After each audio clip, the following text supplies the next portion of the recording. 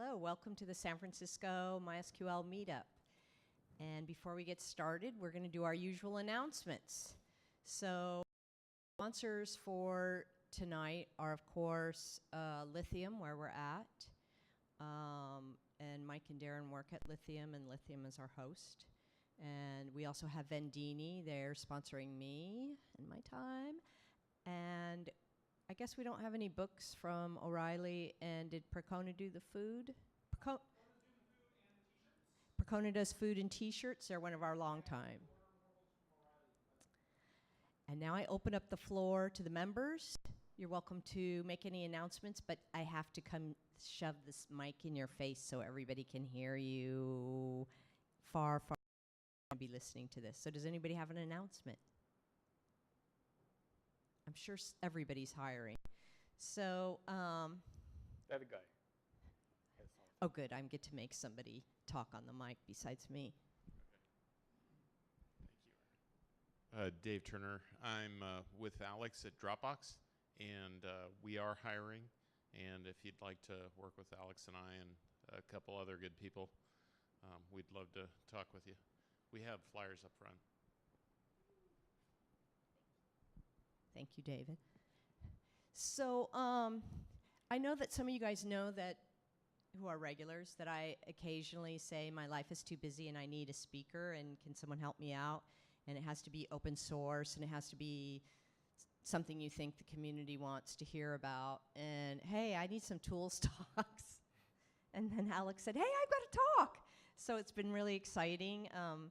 My life is still really busy, so I don't have a speaker for December, and hopefully I don't have to beg the community again. But I'm very... I can do it again. I'm excited that Alex is here because, oh my God, I mean, who doesn't do this by accident if you're working too hard, too late, and you're up at 2 a.m. and so it's exciting to know there's a tool to help you out. So I'm going to let Alex do his thing.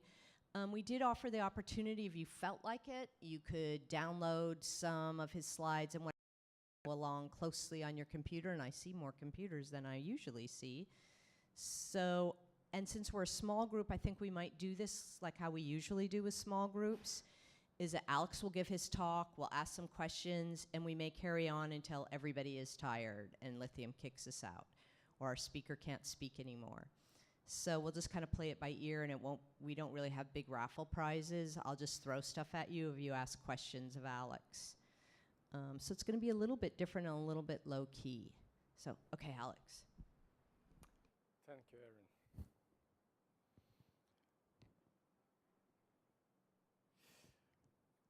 Good. So, if you ever open Stack Exchange and try to search how to undrop a table, you'll get number of responses, angry usually, kind of aggressive. No, you cannot do that. Yes, sure. No, you cannot do that. And get out of industry.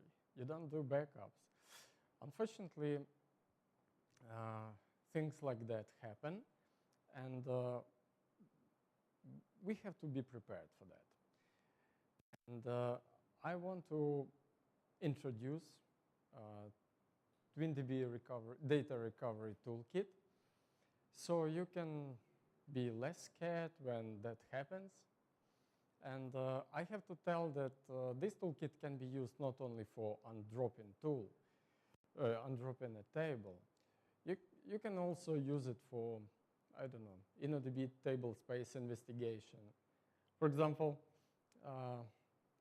yesterday I investigated some InnodB toolkit to understand what was going on, why my MySQL gave wrong result, and so on. So it's really nice to know InnodB internals if you work with MySQL closely. So this presentation is about to drop table and undrop it. So this is a small particular case, and after you understand the idea, how the principle, how the toolkit works, it will be clear how to use it for corrupted table, or if table gets truncated, or I don't know, file system gets corrupted, or whatever. So we will be working with table actor from database Sakila. If you have source code of the toolkit in your laptops, Sakila database is a part of it. So you can see the table and upload to MySQL. So we have this actor table. It has two keys, primary key and secondary key on last name.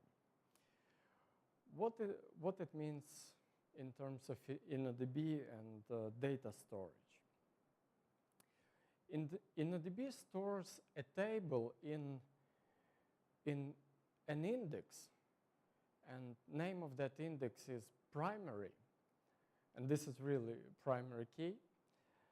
And this primary index is stored in a structure B+tree. Okay, this is slight modification of B+tree as it's described in Wikipedia, but close enough. So if we have table actor, it will be stored somewhat like this. I think it's a good pointer. So this is a root page, or in terms of B+tree, this is a root node of the tree. And here InnoDB starts when it wants to extract some record. And here are keys. This is our primary key fields. In our case, it's actor ID. And it tells you that if your ID is less than 100, go to page number 2. You go to page number 2. If your ID is more than 50, go to page number 5. This is page number 5. And in the leaf page, this is a leaf page, leaf node or leaf page. On the leaf page, we have a list of records, and here there is a key, actor ID, and together with the key, all other fields are clustered. So it's first name, last update, and that's it. If it's secondary key, the structure is the same. The only difference is last name is used as a key, and in secondary keys, data is primary key in this index.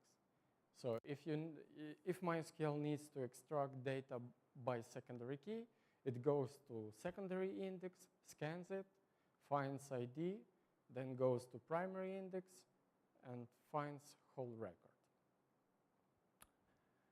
Okay, so this is how table looks like on the file system, right? So on recent MySQL versions, it's separate IBD file for each table.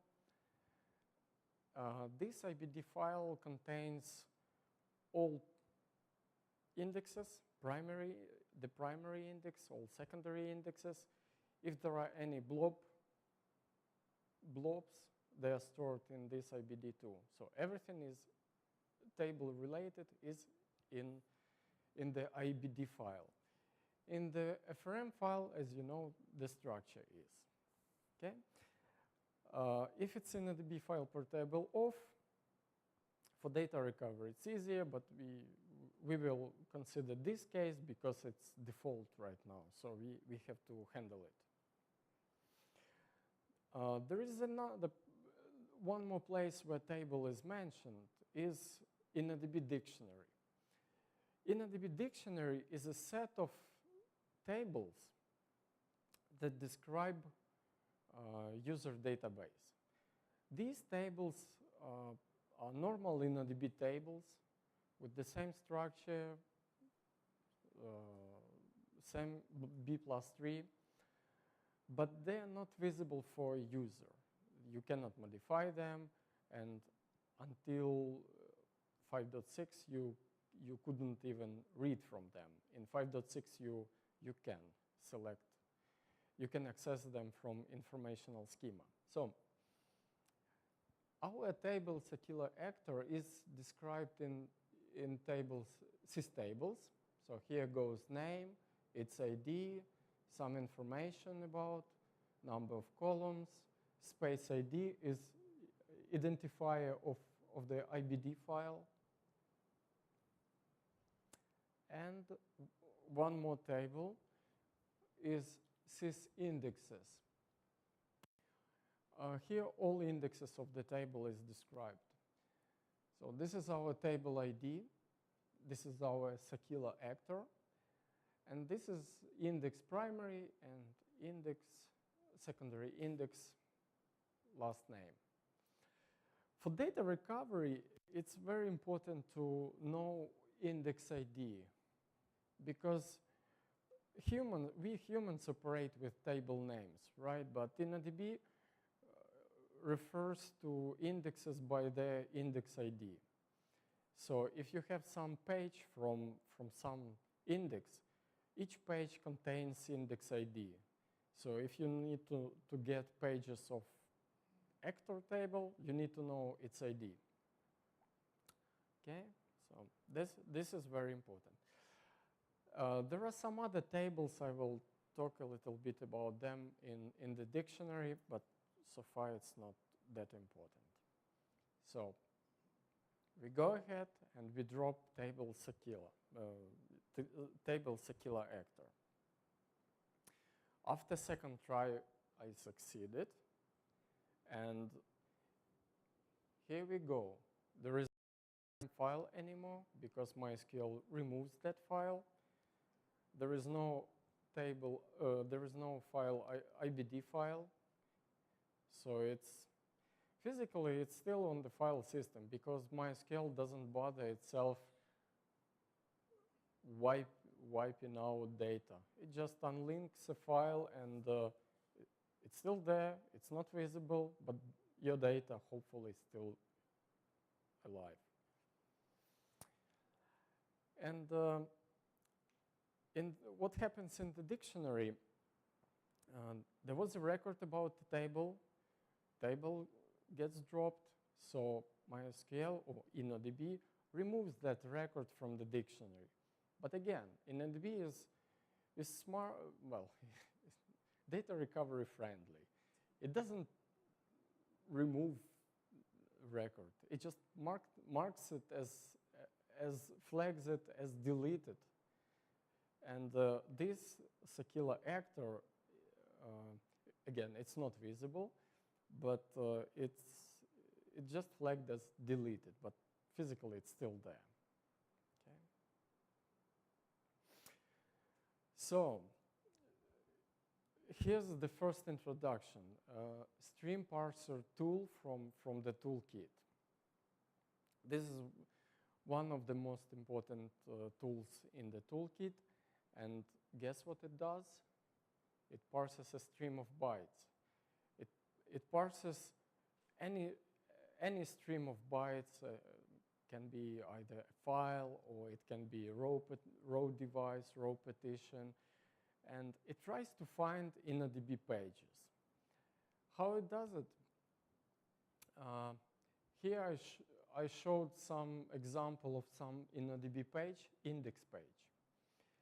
And the stream parser uses 3 constraints. Look at these records. These internal records, these 2 strings, are located in the same position for any index page. So these 2 strings are in fixed position. This is 2 constraints. And one more constraint is page type. 45BF means index page, index pages. So stream parser scans byte by byte, finds this and this and this. It's a good InnoDB page. And it doesn't care if rest of the page is like garbage.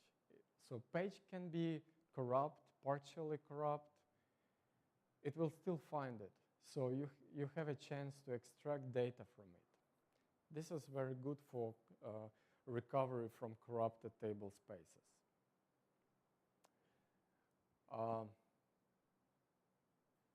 This is exactly how I use it. On the machine, I created a separate disk for MySQL database. So it's 6 gigabytes. And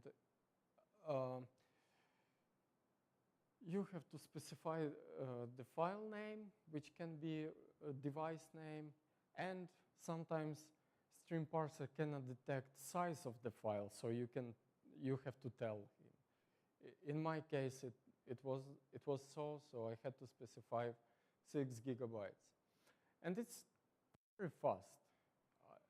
On real hardware, I got like 6 gigabytes per second processing speed.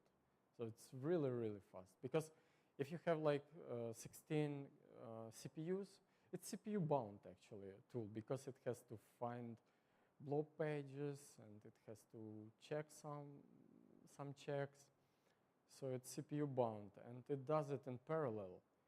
And all these threads independent on each other, so I don't have any contention. So they just 16 threads. It's very fast. The size is an estimate, 5.8? Usually I copy from here, from DF. If you tell 6 gigabytes, it will reach to the end of the file and exit. But probably it's a good idea to specify more than actually is. It will not hurt. Okay, so the result of stream parser is InnoDB pages. And InnoDB pages are grouped by page type. We care about 2 types. We need index page, where our data is, and we need so-called external pages, where InnoDB stores blobs or long text.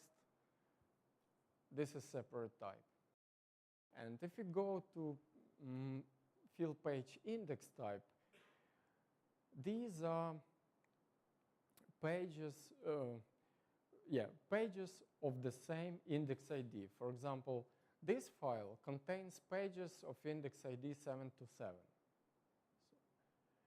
This file, note 16K, is single InnoDB page, and this index ID 7 to 9.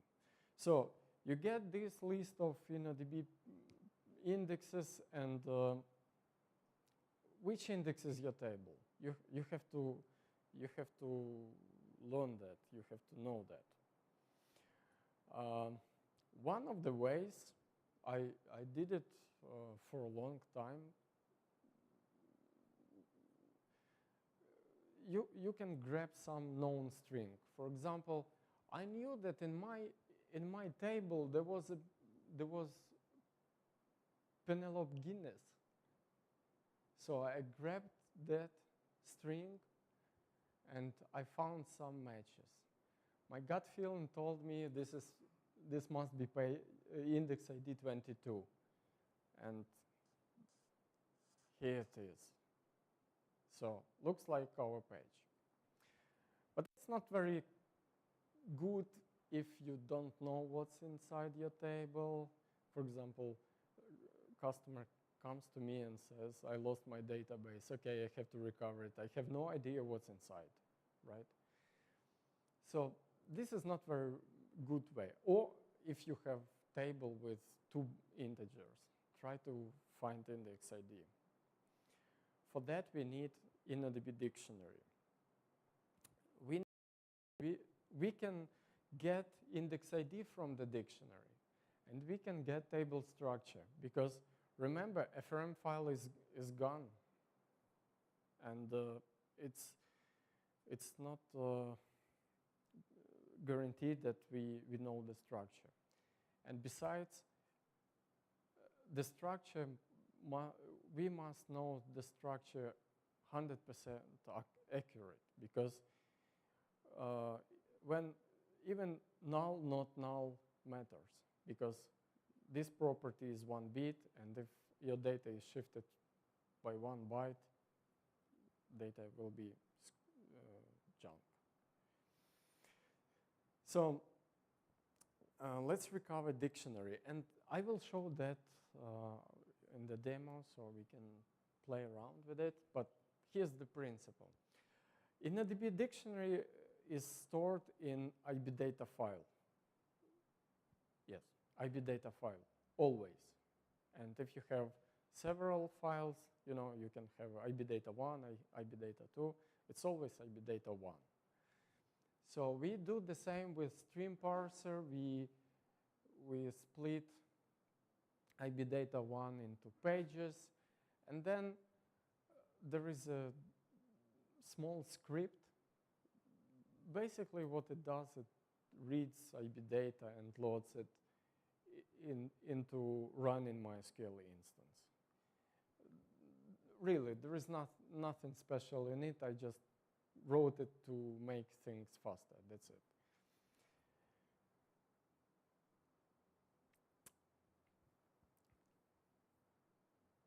But let me reiterate. This script reads 4 tables from InnoDB dictionary, tables, columns, sysindexes, and sysfields, and loads them into local instance of MySQL, so we can query them.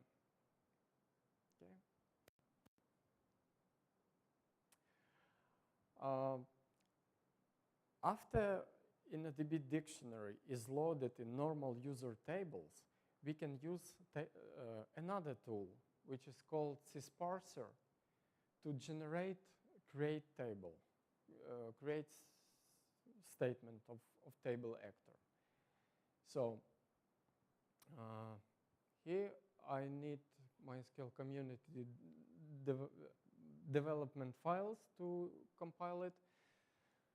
Here I compile it, and here how it works. It connects to local instance of MySQL, reads tables from test database, and generates structure for this table, Sekila/actor.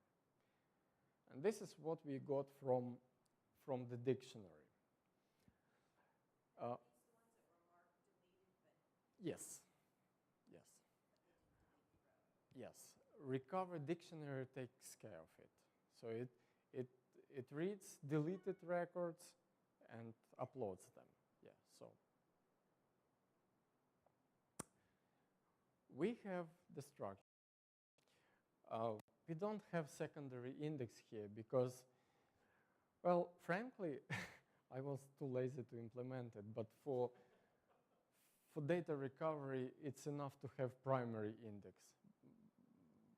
Yeah, in general case, sysparser could be better and generate secondary key indexes as well. That's possible. As long as you recover the data, it's fine for the queries to be a little slow, right? Yeah, that was my thought. Really, for data recovery, it's important to have primary index because we work with the primary index.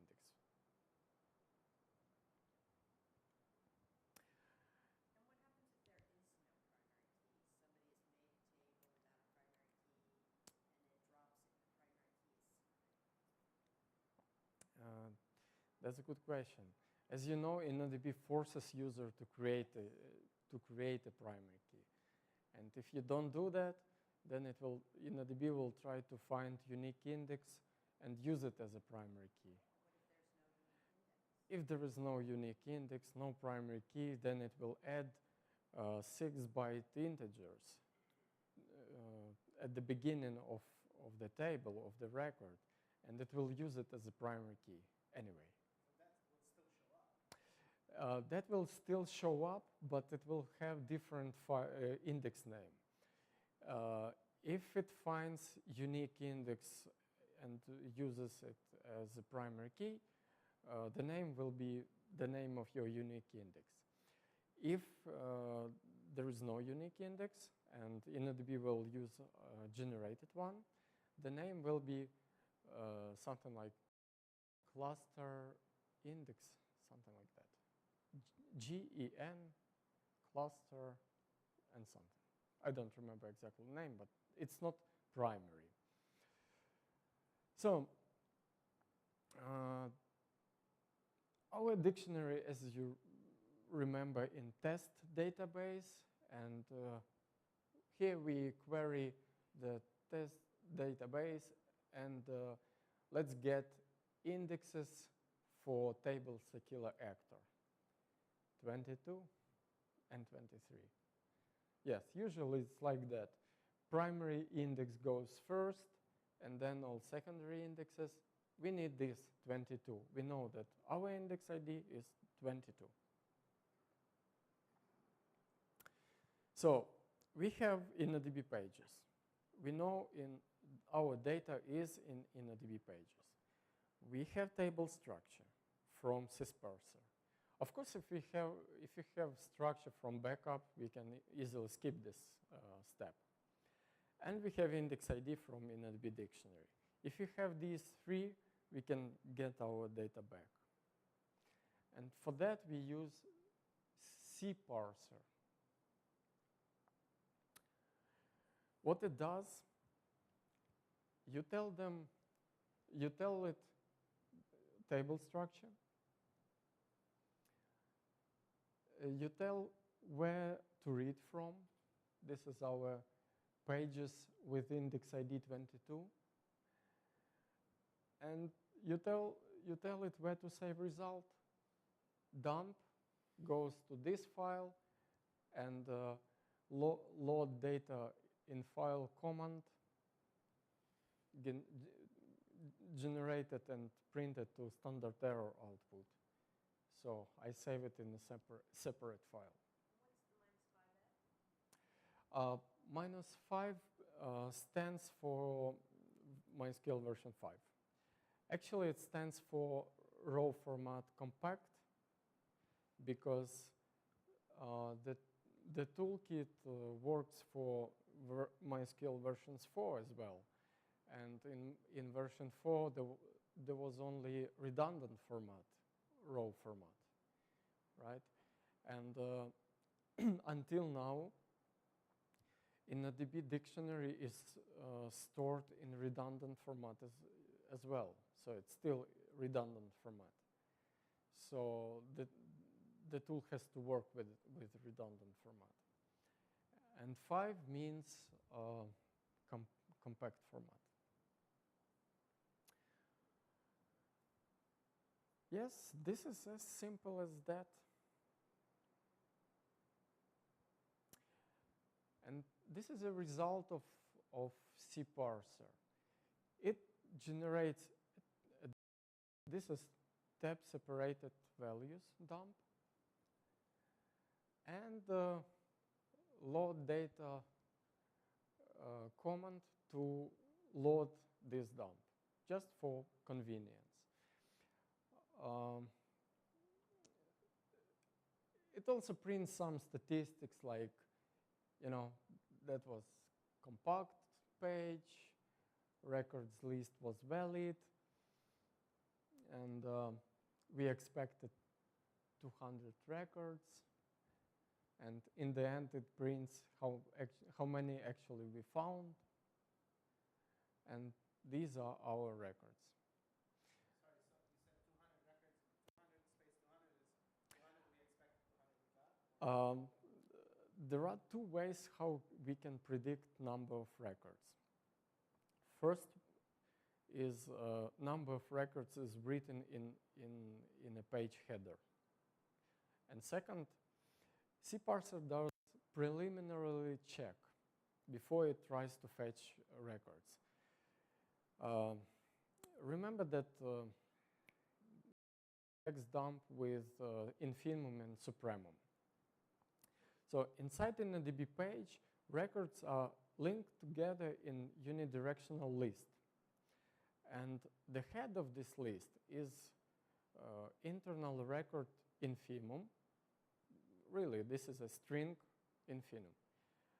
And then there is a pointer to the next record, to the next, to the next, to the next. And the last record in the page points to supremum record, which is the tail of the list. So what cparser does, it tries to access the records by their pointers.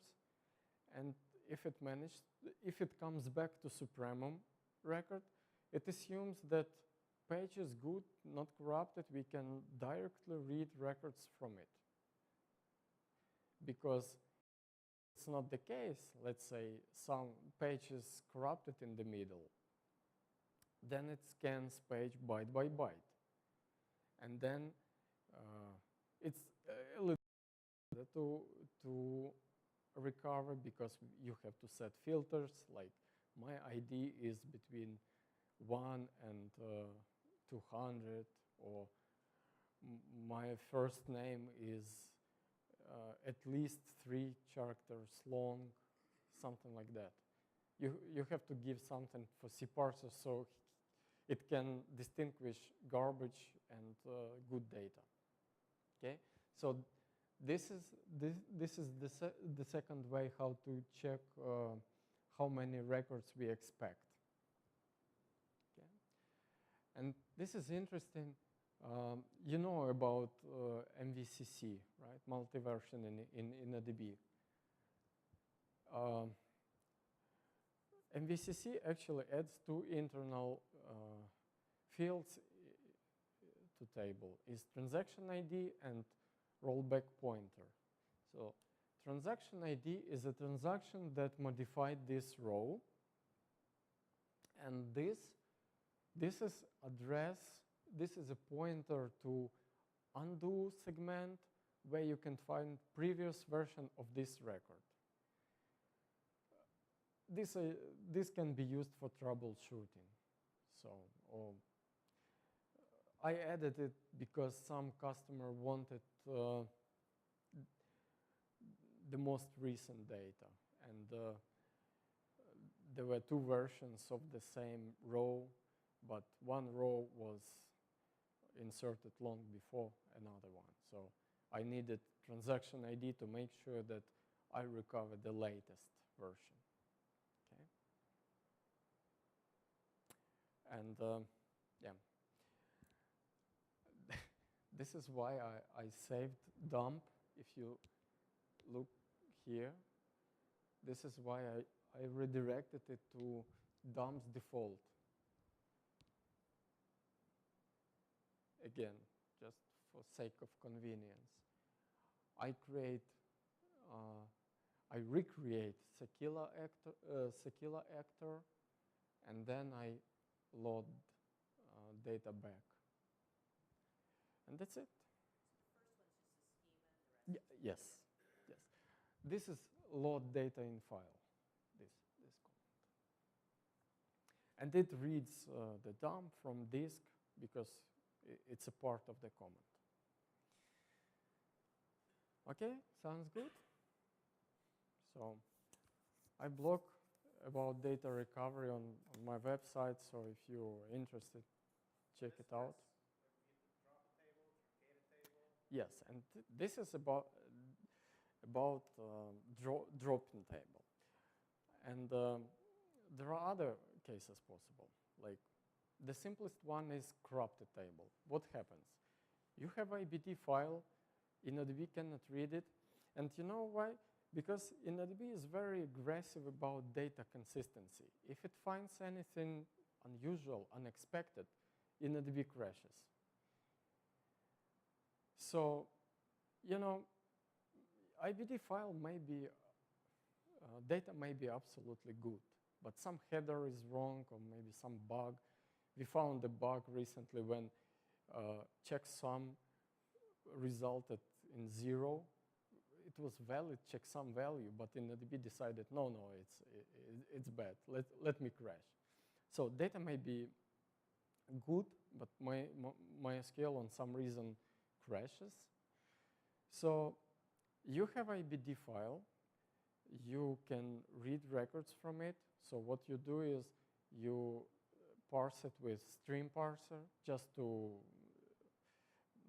split secondary indexes and primary index. You can get index ID. Well, you don't even need it because a primary index will be minimal number. So whatever you see in IBD file, the minimal number is your primary index. The structure you have, that's it. You take cparser, you read the index, you generate a dump, then you drop that table and reload it back. It's good. Then other cases, truncated table. What happens? Essentially the same as drop table. So you have to parse partition, get and generate a dump.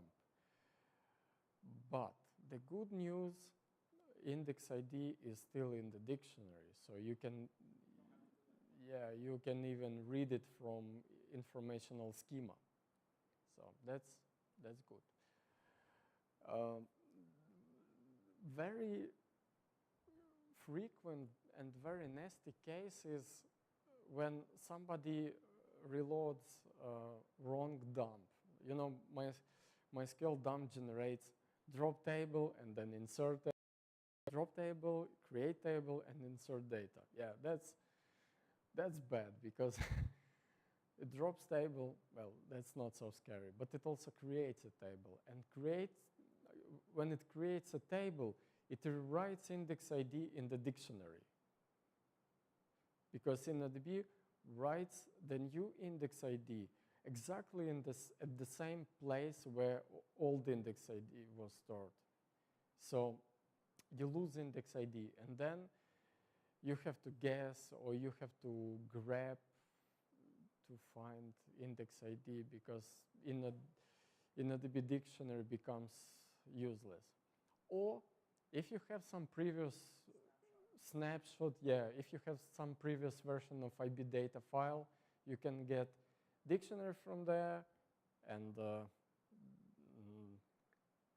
data index pages from the partition. What happens if somebody runs an update? Update. That's also a very interesting case. There are two possible situations here. If row size matches exactly the original size, let's say you update string AAA to BBB, the size is the same. Then InnodB writes the new version exactly at the same place, and old version goes to undo segment. And that's not very good because now there is no old data in the primary index, and you have to read it from undo segment. And this is very unreliable. And in rare cases, I managed to recover from undo segment. Really, it's not good case. But fortunately, that's not that often because if table has varchar or some variable length, chances are the new size will be different. And what InnodB does, it deletes old version of record and inserts new one. So you have two versions in the same page. And if you run sysparser, it will find both. And then you can go to the previous transaction ID. Yes. Then you take record with lowest transaction ID and ignore the next one. How can you choose that? You said keep the transaction ID for the MVCC because you want it to basically have the latest version. How can you actually choose which version to take? Usually I sort it by this field So, with common sort. but are you doing it via one of your scripts or? It should just common sort. So I do cat dump name and then sort, and in sort, I specify whether I need to ascend in order or descend in order, because in load data in file, you can specify either ignore or replace, right? So if it's ignore, it will insert first record, and it will ignore the next one. And if it's replace, it's vice versa. So playing with that and with sort in order, you can choose which version you can upload. What else is possible? Yeah, drop table is most common.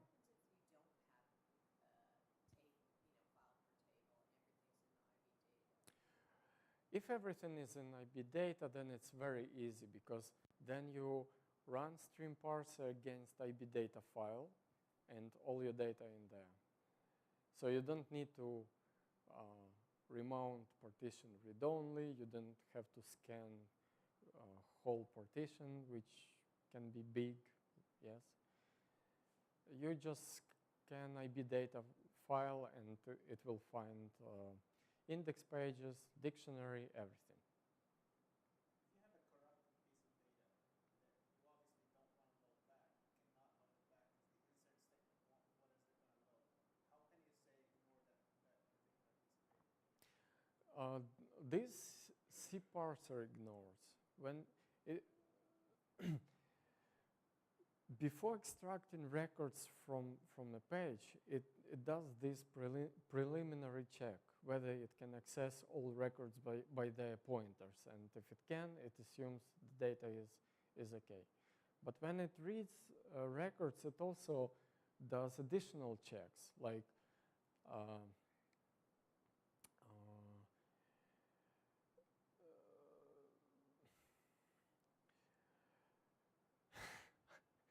forgot. It checks whether field sizes are okay, whether it's not too large or too small. It checks if it's deleted flag, if its record size is good enough, not too small. So, and on top of that, you can specify filters for each field. Let's say actor ID. You know that your actor ID is between 1 and 200. You can specify 500. It's okay. And C parser will read the record and will apply filters. And if it's some crazy number like 2 billion, of course it's a wrong number. So then it assumes, oh no, page is bad, so I will switch to byte by byte mode, and then it tries to. It won't ignore the whole page. It will just keep on digging. Yes, it doesn't ignore whole page. It tries to read as much as possible, because sometimes, part of page is bad, either overwritten or corrupt or whatever. Sometimes even a record itself is bad. So ID is okay, first name is okay, last name is some garbage. And so it will put an empty last name? Depends on your filters. By default, it will dump ID, first name, and garbage instead of last name. But if you see the junk, okay, maybe you don't care, or maybe you want to get rid of it and set up filters on last name so it doesn't produce any garbage records. Okay. So let me show you this on my virtual machine, so you can be sure I don't lie, because you can write anything in slides. So this is. Give it a second, because it's.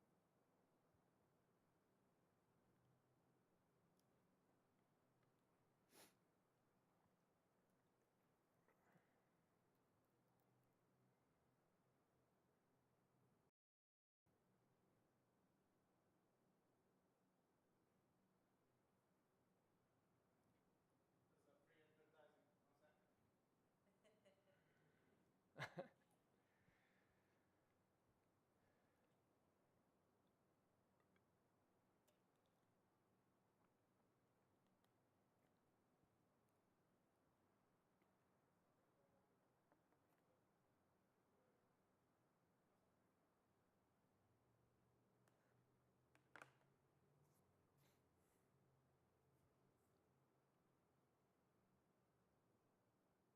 Oh, good.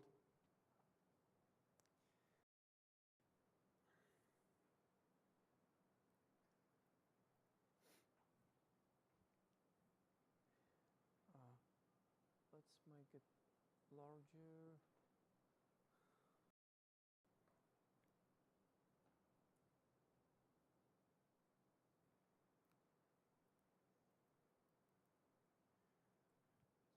Okay.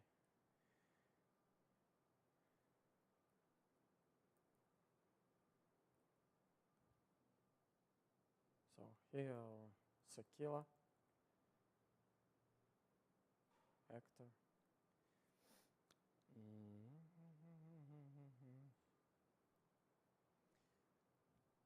Set. Let me copy paste it.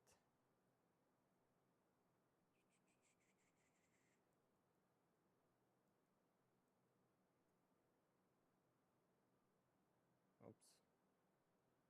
How many times have you recovered data so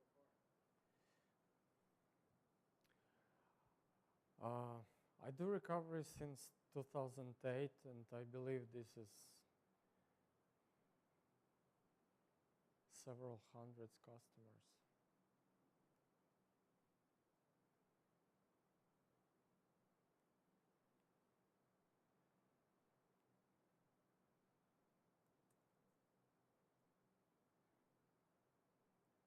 Oops.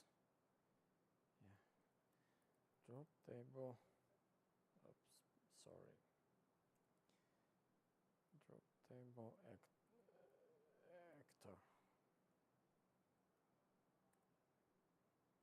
Bum. Yeah, no more actor. So let's try to recover it. Make. It has SQL parser, so it needs Flex and Bison to generate code, to generate a parser. So string parser minus F and minus T. This.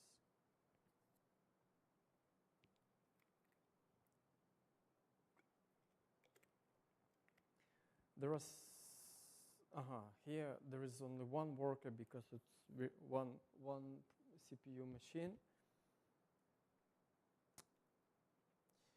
and here our pages, page 2 page types, and here our indexes. So by the way, InnodB dictionary, it's hard coded and fixed. So this is sys tables, sys columns, sys indexes, sys fields. This is foreign keys, sys foreigns or something.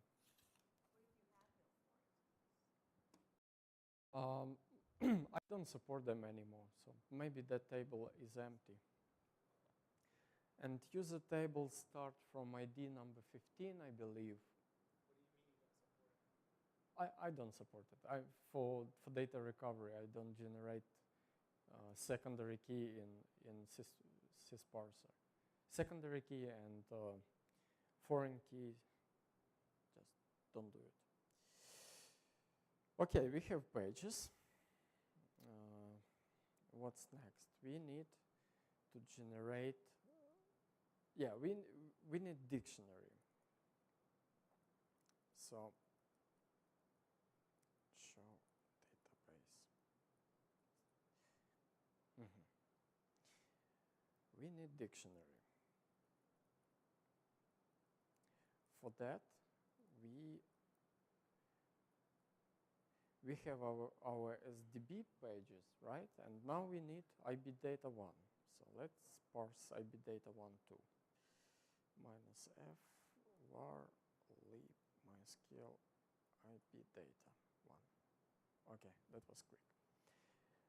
And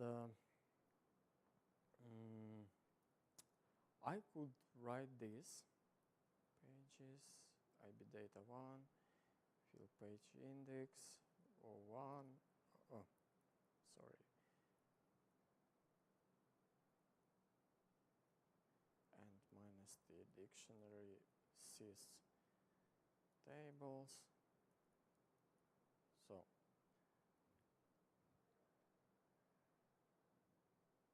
oops, no, I want to make it smaller actually. Oh, this.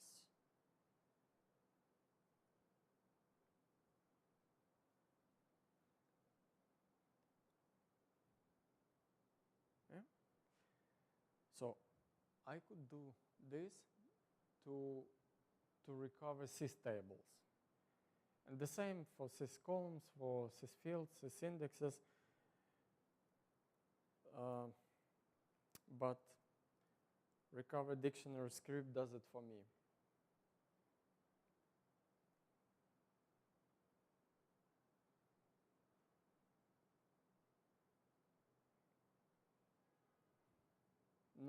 Nothing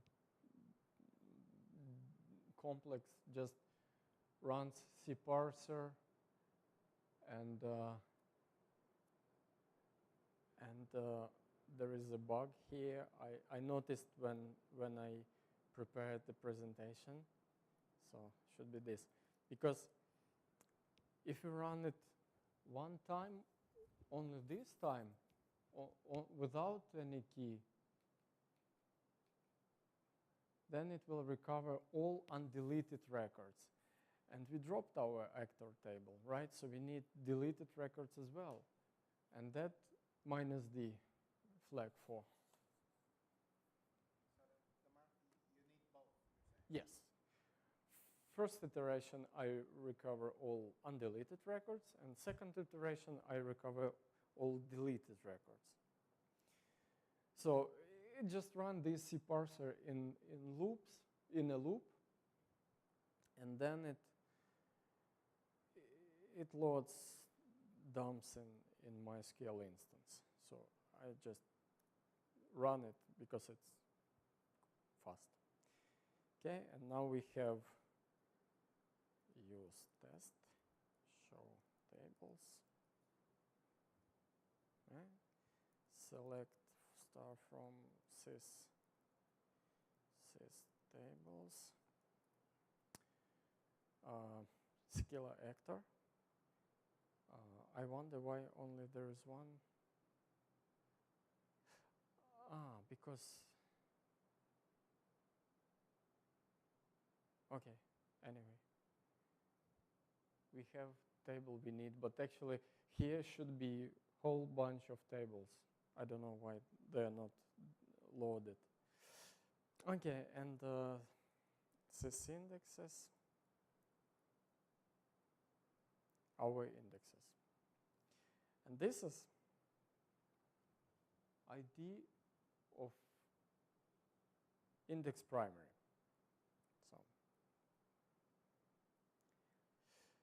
So then we need the structure. For that, we need to compile sysparser. I don't compile it by default because it requires development package, which is not installed in most of the cases. So I just don't include it in all target. If I need it, I compile it explicitly. But then sysparser, Sakila, actor, it connects to local MySQL instance, reads tables in test database, and generates the command. Is it expecting some configuration file for user and password? Or? You can specify in command line, but by default it connects as root to localhost without any password. DB by default is test. DB is database where sys tables are, and database table by default. Just.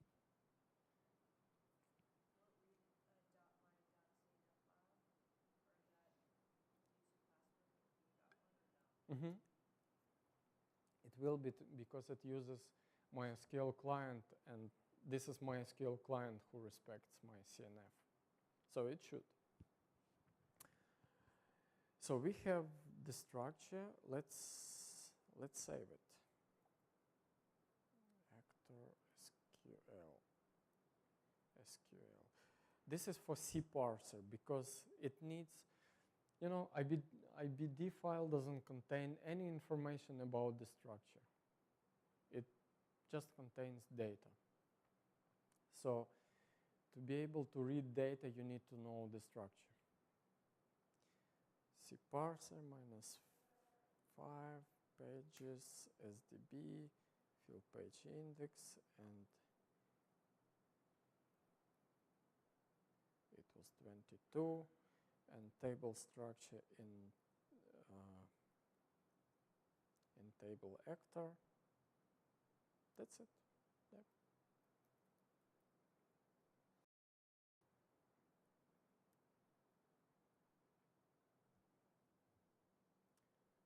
So this is our table. It consists only of one page. So one root page. It's small. Table is small enough so everything is in one page. And this is the dump of the. And in the end, you can see some. First of all, how many records we actually found, so you can compare if you lost any data or not.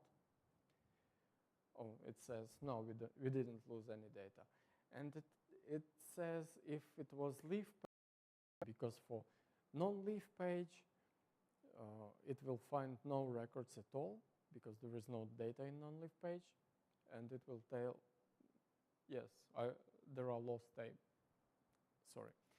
there are lost records, which is actually, it's not accurate enough. Okay, so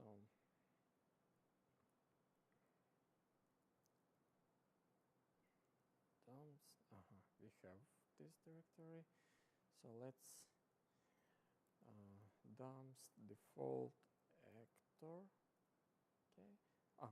And standard error. Dumps default actor. Actor SQL. Okay. So we have dumps default actor SQL load command here. And now we let's do it in test.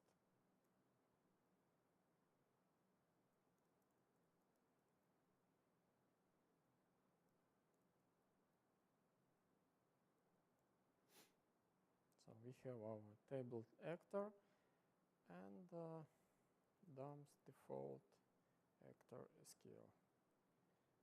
Select star from actor 200 rows. That's it. Impressive. That's for sake of shortness.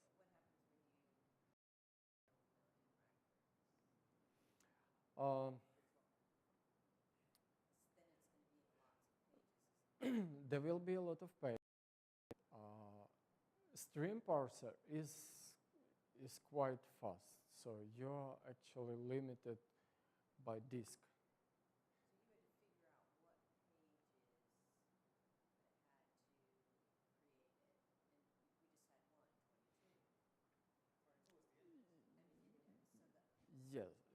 Yes. What I mean is, if table is large, the slowest part is stream parser and C parser. Stream parser is quite fast because it reads in multiple threads, and you are limited with disk throughput. So the slowest part is loading it back in. Sometimes not. Load data and file of millions of records, that's probably the part which takes longest. This is long part, but think about disk volumes like several terabytes, right? So you have to scan everything to find all InnoDB pages.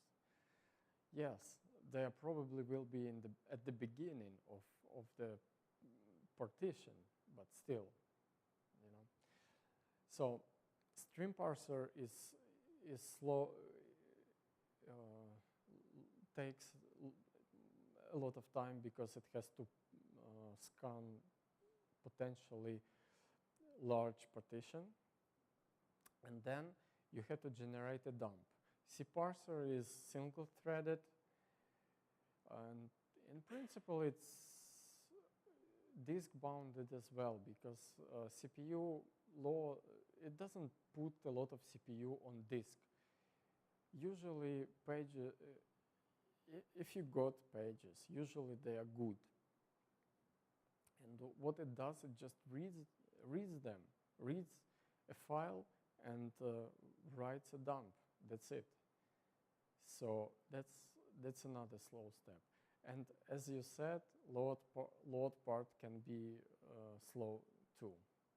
So if you say a drop table, what you explained was when somebody drops a table, the data is there, it's just marked as deleted. Right. Hypothetically, there should be a way to say mark it as undeleted. Yes. The format file would be gone, mind you, but you can always get the format file the same way you do it, load it somewhere else, and copy the file over. This is just a format file. You can probably get that from your backup. Yes, actually. You have a backup, you probably don't do this. But Well, what if your backup is a week old and you got to change the schema? Right. By the way, sometimes you cannot restore backups. You know, something was wrong. Some page got corrupt, or it got corrupt when it was transferred over network. I saw cases when table space was like normal size, expected size, but half of the table space was just zeros. Yeah, we recovered 50% of data. But yeah. must be a way to mark it as not deleted. Yes.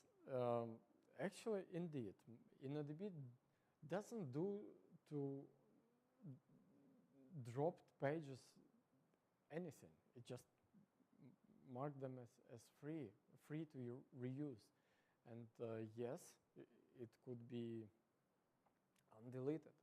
I think it's quite easy to implement some kind of trash bin in MySQL, like Oracle has, right? You can undrop table in Oracle.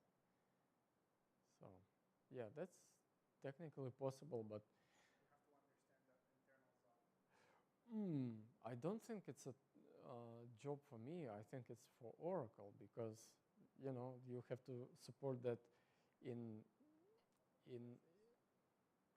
the server. Because if I can, I prefer to generate a dump and reload it.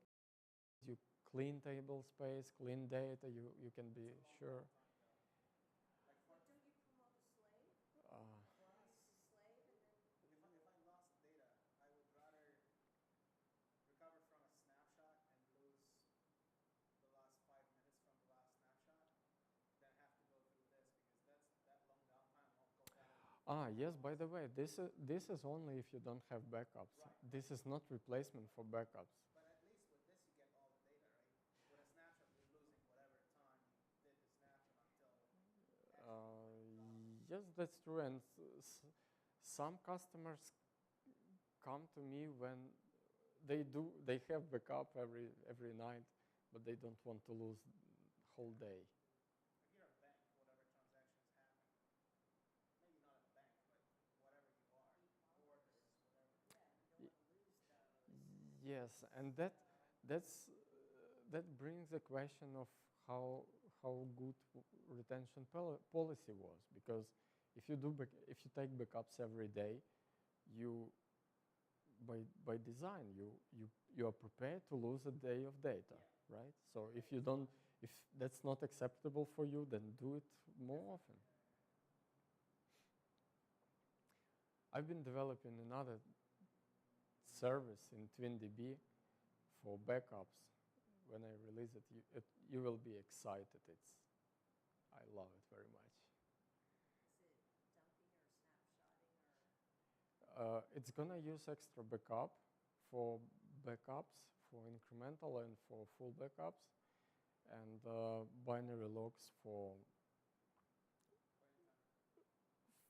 another level of incremental backups, because incremental backups, I think, to take every hour and in between hour to collect binary logs, so you don't lose any data if you have to recover it.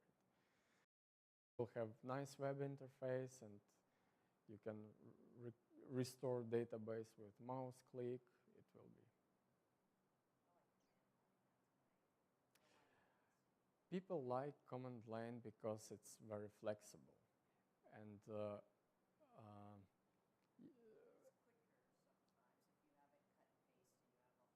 paste and you have a whole run book. When this happens, this is what you do. it's Practice it, and you have a doc and yeah, It's very you can script it. You can extend functionality if something is missing. You cannot do that with graphic user interface. But the thing is, the reason for that is graphic user interfaces are poorly designed, so they don't do what you want them to do. If they do, you don't need command line. So. That But there are other people who don't like it. So I can understand, because if graphical interface is not flexible, well, you cannot easily extend it as with command line. So if it doesn't, it takes a long time. Like with Cacti, I set up my host and then I just figure out how to write the script, and I write a script and then I set it completely up. Command line. okay, we'll see. It's quicker. I can be done so much faster. If I Yeah. don't click need, yeah. Good job, Alex. Thank you. Thank you guys for having me and for listening. It was nice because we could just ask you questions. I'm happy to. We thought of them.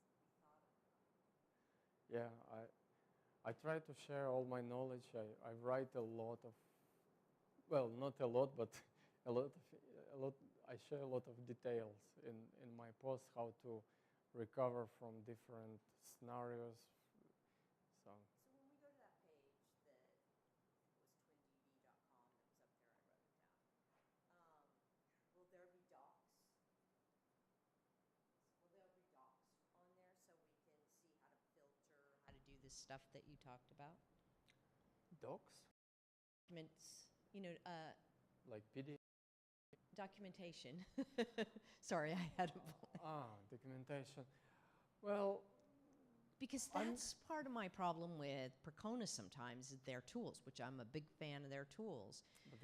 But their documentation sometimes doesn't show the cool tricks. So Ryan came and gave us this talk where he actually wrote down these really cool things to do with Query Digest. That they're the only place on the internet is if you go to Percona and you go to that talk that he gave here, you see all this cool stuff.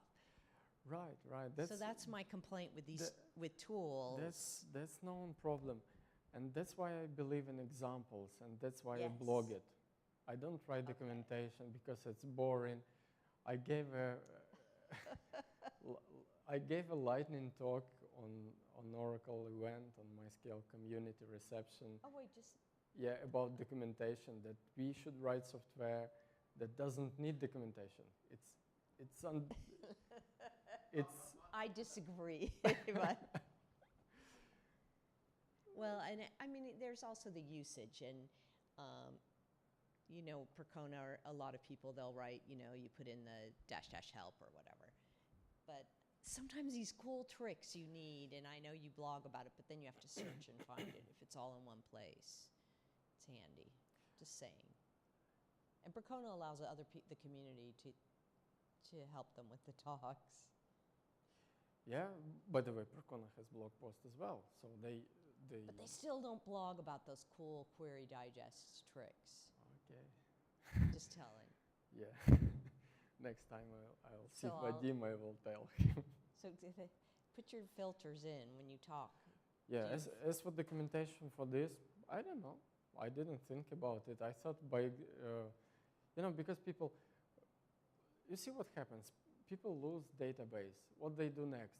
They go to Google immediately and they try to, how to undrop my table. And oh, here my blog post. How undrop my table. Now, see, I'm going to go back to work Step and by write a little step doc by on step. where to go when I do something, that I don't want to do. So I'll look there first. Yeah. And I'll probably practice it. I don't know. Yep. So thank you. I guess, does anybody else? I know Darren and I asked a million questions. Does anybody else have questions? Well, then I'm not going to Okay. be throwing stuff out. When you do, then ping me. So thanks so much. Thank you. Thank you, guys. Will you help me with this stuff? Do you want it? Wait, what are you asking? You I was you going to told. throw it out as people ask questions, but nobody did, so I'll give it back to Mike and say, bring it Oh, in. okay.